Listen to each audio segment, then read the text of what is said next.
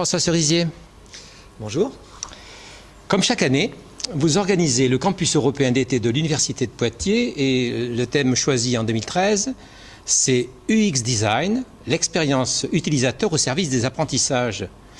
Heureusement que vous décryptez parce que UX Design, à écouter les intervenants de la table ronde d'ouverture, c'est une appellation bien peu connue, mais qui, à vrai dire, cache des concepts que l'on constate au fur et à mesure que ce colloque avance d'actualité. Alors, est-ce que UX Design, c'est comme Monsieur Jourdain qui découvre la prose? Peut-être. En tout cas, il s'agit bien sûr de mettre des noms et des concepts sur des questions qui sont d'actualité, comme nous le faisons toujours dans ce campus européen d'été, dont il s'agit de la 8e édition. Nous choisissons chaque année un thème qui a une certaine actualité dans le domaine des technologies éducatives. L'année dernière, il s'agissait des réseaux sociaux numériques. L'année d'avant, il s'agissait des apprentissages mobiles. Cette année, il s'agit du UX Design. Et il est vrai que ce terme et les concepts qu'il cache ne sont pas connus du grand public. Peut-être même des enseignants également. Pas très connus des enseignants et finalement pas tellement connus non plus des chercheurs. Ah ben alors. Donc, et en revanche, ce terme-là finalement met un mot ou une expression sur des problématiques que l'on connaît bien, que l'on ne sait pas toujours très bien traiter, mais que l'on connaît bien. Donc je les exprime en quelques mots.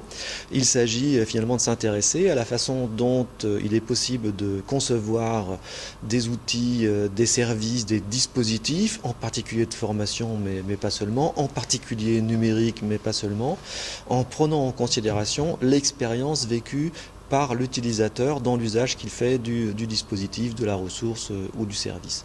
Donc c'est une démarche qui appartient à la grande catégorie des démarches dites centrées utilisateur, mais qui, au lieu d'apporter un regard d'expert et d'expertise sur l'utilisateur, commence en prenant en considération l'expérience vécue par l'utilisateur lui-même. Techné, le laboratoire Techné est impliqué dans ce type de démarche ? Alors, laboratoire Techné qui travaille sur les usages éducatifs numériques et en particulier sur les conditions et les processus d'appropriation de ces technologies par les différents acteurs du système éducatif, qu'il s'agisse des élèves, des enseignants, des parents, des inspecteurs, des personnels de direction, etc., de l'ensemble des acteurs impliqués.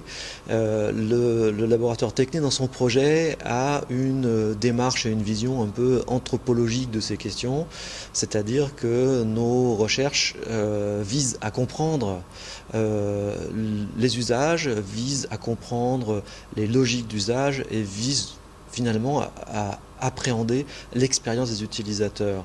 Alors pas systématiquement et pas d'abord dans une dynamique de UX design, c'est-à-dire le UX c'est User Experience, ça évidemment c'est premier dans notre démarche. Le design, ça l'est moins. Le design, c'est finalement l'ensemble des éléments qui concourent à la conception de services ou de ressources.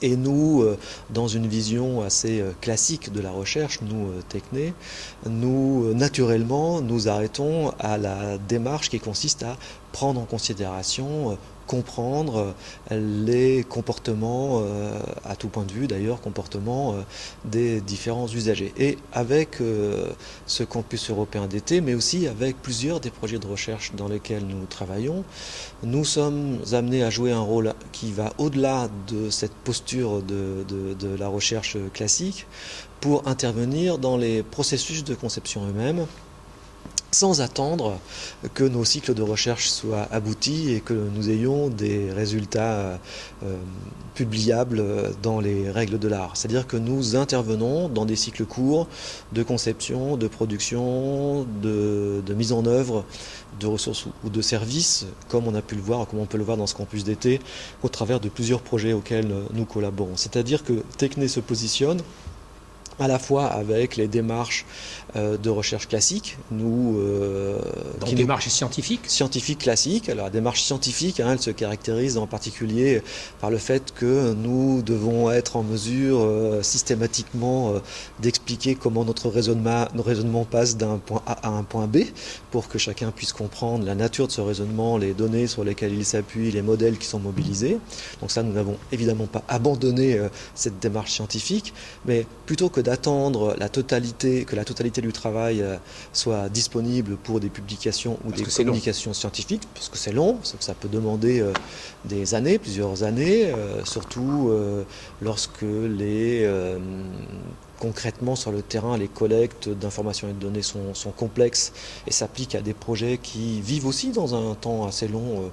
C'est une chose d'aller observer une séance de classe aujourd'hui, et c'en est une autre d'observer les processus d'appropriation qui vont demander des semaines, des mois, voire davantage. Donc nous n'avons pas abandonné cette démarche scientifique et tout l'ensemble des protocoles qui nous conduisent habituellement, classiquement, à communiquer et publier ces résultats dans les revues que l'on sait, mais sans attendre cet achèvement, nous contribuons en apportant des résultats intermédiaires, mais en apportant aussi nos démarches et nos outils aux démarches industrielles et aux démarches aussi de politique éducative de tous nos partenaires dans des projets qui associent véritablement pleinement la diversité des acteurs des projets de terrain, qu'il s'agisse des industriels qui conçoivent des matériels, des éditeurs de ressources, des collectivités qui financent mais aussi qui conduisent leur politique territoriale, des services de l'État, en particulier ceux des rectorats,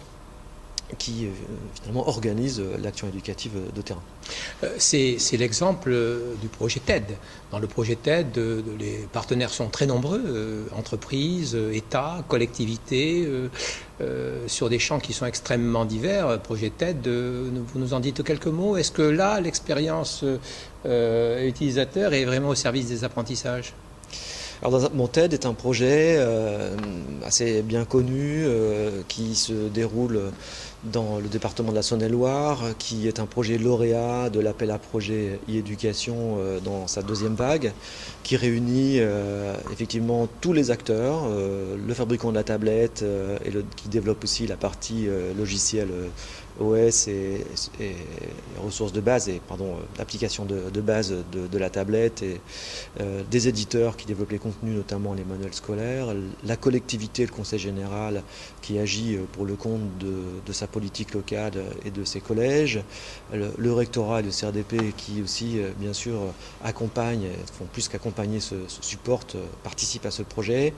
Logosapiens, une entreprise aussi qui développe des applications pour le projet, et puis j'espère ne pas en oublier, et puis Tecné qui est associé pleinement, au même titre que tous les autres, à la fois pour produire un travail classique d'évaluation, mais surtout pour contribuer pas à pas, identifier pas à pas ce qui se passe, comprendre ce qui se passe, essayer d'expliquer pourquoi cela se passe de cette façon-là, notamment dans les processus d'appropriation qui sont à l'œuvre du côté des enseignants, des élèves, un peu des parents aussi, pour finalement ajuster le projet au fur et à mesure de son développement, d'autant plus que ce projet est un projet itératif en 3 vagues et que chaque itération du projet nous permet de modifier des éléments, presque tous les éléments du projet, ceci allant jusqu'à la tablette elle-même. Ce qui est pour nous totalement inédit, c'est de pouvoir finalement faire des hypothèses sur les évolutions technologiques matérielles du hard, de la tablette. Donc là, nous sommes dans un processus à cycle à la fois long, parce que nous produisons des connaissances que nous publierons à l'issue du projet, mais à cycle court aussi, parce que nous sommes dans une démarche qui non seulement comporte 3 itérations, on a un peu plus de 2 ans, mais beaucoup de sous-itérations, et qui sont le fait de la rencontre entre, d'une part, le consortium, les partenaires du projet, mais aussi de rencontres extrêmement fréquentes avec les enseignants, les établissements de façon générale, les chefs d'établissement, leurs équipes, les enseignants, les élèves et les parents. Une petite idée sur le thème du colloque de l'université d'été de 2014, non, pas encore? Alors, je vais donner une idée de la démarche, oui, mais pas du résultat, parce que nous sommes finalement engagés de façon un peu plus largement qu'au travers du projet TED dans une démarche utilisateur, de l'expérience de l'utilisateur.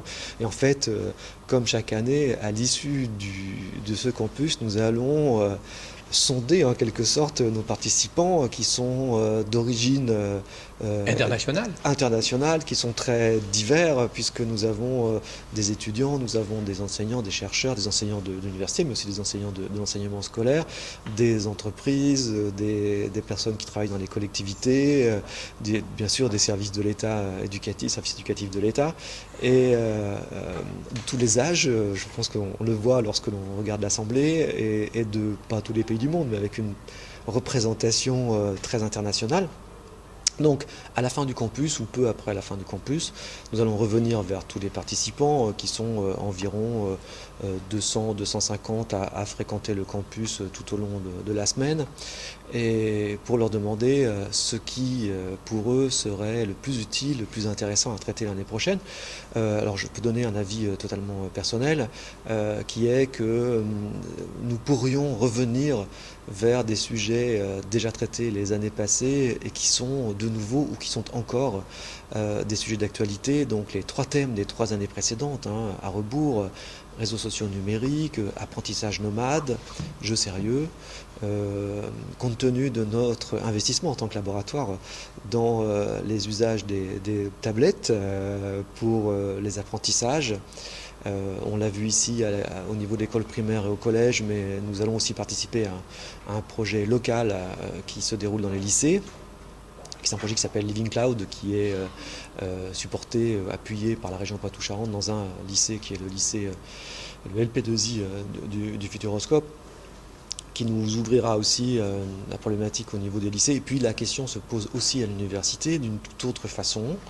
Donc moi j'ai plusieurs casquettes, dont une qui est d'être vice-président chargé du numérique à l'université, et nous nous sommes engagés à l'université dans une démarche qui consiste là aussi à impliquer la recherche dans la politique de notre établissement, et pour ce qui est du numérique, notamment avoir, comme d'autres universités, un observatoire du numérique qui fonctionne en interne et pour nous, et qui montre une question très différente de ce que l'on voit au collège et en lycée, à l'école primaire, et qui est que les étudiants viennent de plus en plus avec leur propre matériel, qui est mobile, personnel, connecté, performant. L'an dernier, en première année, nous avions un peu plus de 95% des étudiants qui étaient équipés à titre personnel, ce qui doit évidemment nous conduire à nous poser des questions sur l'usage que l'on peut faire, qu'ils peuvent faire, et que nous pouvons aider, organiser de ces matériels à l'université. Donc l'apprentissage nomade pourrait être un sujet, mais je pense que ce qui pourrait être un sujet aussi, c'est l'utilisation à l'intérieur des systèmes de formation formelle, école, collège, lycée, université, des matériels et des ressources qui viennent de l'extérieur. De l'éducation formelle. On fait souvent la démarche inverse. C'est que fait-on quand on est dans l'enceinte de l'établissement scolaire ou universitaire, des matériels et des ressources qui nous viennent de l'extérieur et qui sont entrés avec les étudiants ou avec les élèves ou avec les enseignants. Merci beaucoup Jean-François Soisier. Je t'en prie, merci.